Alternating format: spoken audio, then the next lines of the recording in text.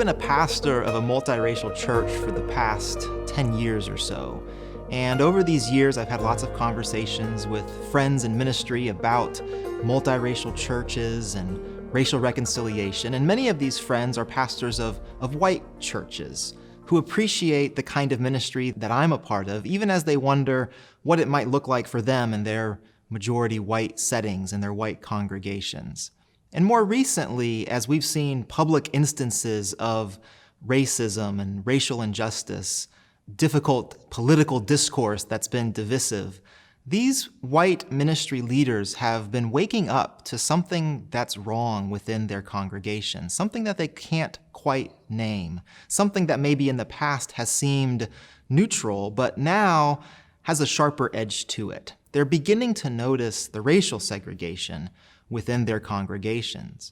And in recent years, some of these churches have begun to realize that many white Christians seem to have more in common with other white people, other white non-Christians, than they do with Christians of color.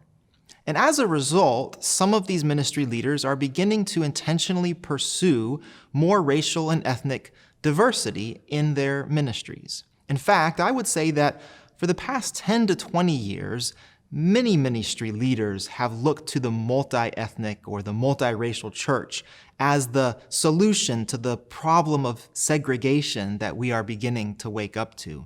But my contention, my strong contention, is that before we pursue diversity in our majority white ministry contexts, we've got to start somewhere else. Before we pursue diversity, we need to address discipleship. We need to pay attention to the kind of discipleship that has led to the segregation and the complicity with racial injustice that we are beginning to wake up to.